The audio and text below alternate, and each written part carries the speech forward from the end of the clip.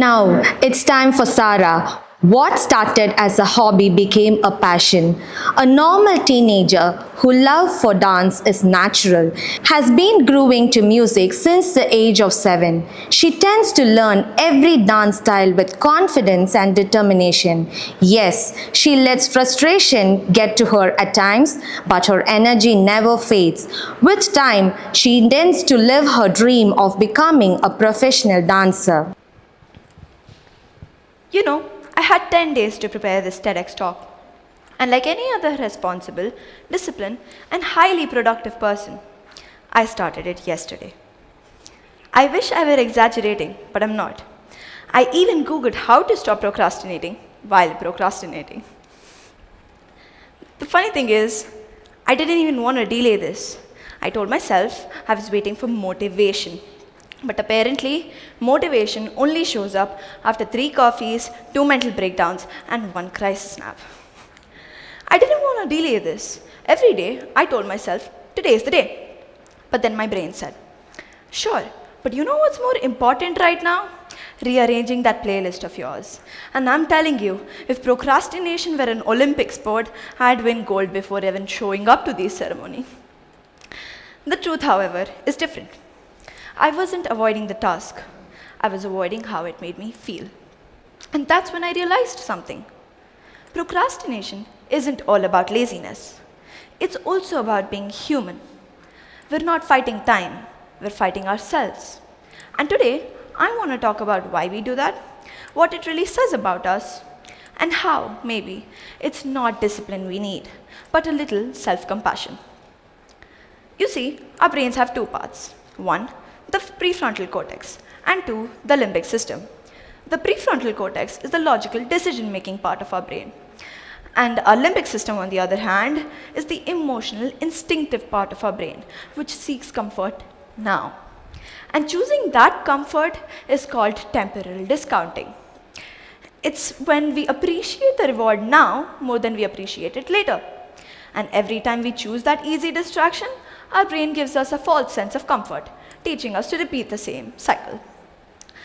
There's another thing though. When our deadlines approach us, another character in our brain awakens. The amygdala, the fear center of our brains, which also explains why we procrastinators work best under pressure, because fear finally beats comfort. Procrastination is one term we use for all of us procrastinators. But really, there are different types of personalities of procrastination. Like 1, the panic performer, who waits until 3 a.m. because pressure apparently makes diamonds. And then we have our minimal mover, who'll clean the whole house before starting.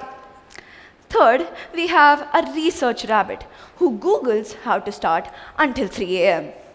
And then, last but not our least, we have the philosopher, who says, what even is time? Amidst all these different species, do we really know why this happens in our minds? It's not the lack of discipline. It could be laziness, but that's when it comes to simple tasks. When it comes to more complicated and important tasks, it's the catfight between our 2 systems in our brain about fear. Fear of failure, fear of imperfection, maybe we're just not good enough, fear of success, the pressure of expectations after succeeding once. Basically, all of self-doubt. Oh, and if you don't know what your biggest fear is, just take a look at the calendar to-do list that's been lying on your refrigerator since 2020. Back to what I was saying, what makes procrastination stronger is the lack of self-compassion. Because the worse we feel, the more we delay. The more we delay, the worse we feel.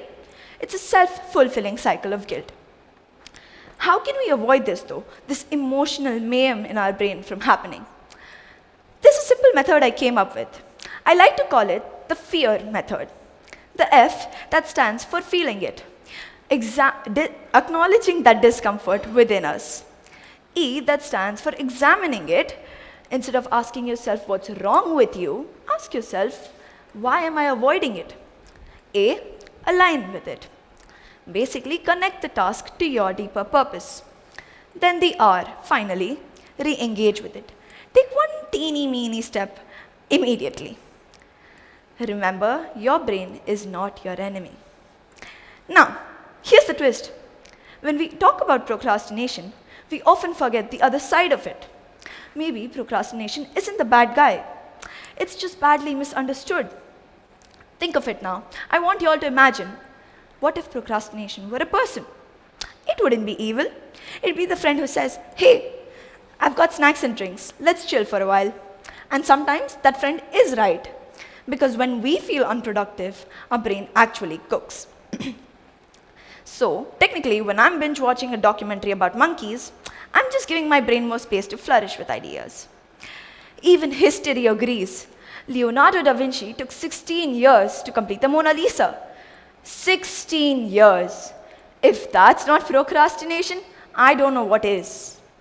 So, that delay we hate so much isn't laziness. The delay we hate so much isn't laziness. It's just the way of our brain saying, hey, wait, I'm still connecting to the emotional Wi-Fi. Maybe, just maybe, our procrastination isn't the enemy of productivity. Maybe it's that chill roommate of creativity. Because when we try our hardest, our greatest ideas rarely show up. They sneak in when we finally stop forcing them. Coming back to my definitely well said speech, you can see how that went.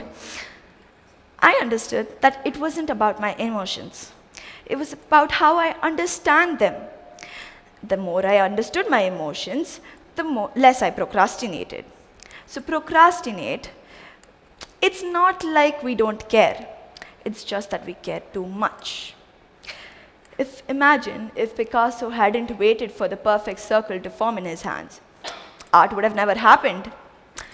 Here's the thing. Let me redefine procrastination for you. The art of waiting for the perfect moment that never comes, unless you plan to walk towards it. This is Saara signing off. Thank you. Thank you, Saara.